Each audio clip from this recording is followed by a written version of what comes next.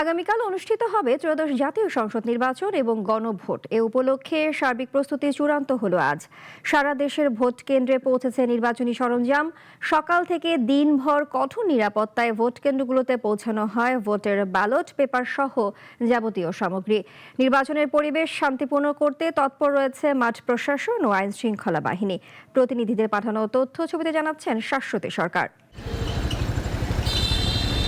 রাত পোহালে অনুষ্ঠিত হতে যাচ্ছে দেশের বহুকাঙ্ক্ষিত ত্রয়োদশ জাতীয় সংসদ নির্বাচন। এবারের নির্বাচন অবাধ, সুষ্ঠু ও শান্তিপূর্ণ করতে নিরাপত্তার চাদরে মোড়া হয়েছে পুরো দেশ। টাঙ্গাইলে ৮টি আসনের ১,০৬৩ ভোট কেন্দ্রের নিরাপত্তায় মোতায়েন করা হয়েছে প্রায় ১৯,০০০ আইন শৃঙ্খলা রক্ষাকারী বাহিনীর সদস্য। প্রতিটি কেন্দ্রেই স্থাপন করা হয়েছে সিসি ক্যামেরাও। সুষ্ঠুভাবে নির্বাচন পরিচালনায় ময়মনসিংহে বিভিন্ন কেন্দ্র পরিদর্শন করেছেন র্যাব। যে কোনো ধরনের বিশৃঙ্খলা এড়াতে সব ধরনের প্রস্তুতি রয়েছে। নির্বাচনের সময় কোনো ধরনের অবৈধ অস্ত্র কিংবা বৈধ অস্ত্র যেন কোনোভাবেই এখানে প্রভাব বিস্তার করতে না পারে, সেজন্য র্যাব ১৪ এবং প্রতিটি র্যাব ইউনিট সজাগ রয়েছে। জাতীয় সংসদ নির্বাচন ও গণভোটে যশোর ও নড়াইলে নিরাপত্তা ব্যবস্থা গ্রহণ করেছে র্যাব ৬ যশোরের সদস্যরা। যে কোনো ধরনের উদ্ভূত পরিস্থিতি নিয়ন্ত্রণে র্যাবের বিশেষ টহল ও গোয়েন্দা কার্যক্রমও জোরদার করা হয়েছে।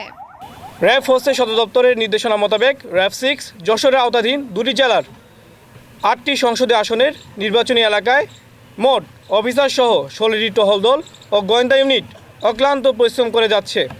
নাটোরের 7টি উপজেলার 4টি আসনে নির্বাচনী নিরাপত্তা নিশ্চিতে দায়িত্বে আছেন ১,৫০০ সেনাবাহিনীর সদস্য, ১,৩১৪ জন পুলিশ, ৪৯ জন র্যাব ও প্রায় ৭,৫০০ আনসার সদস্য।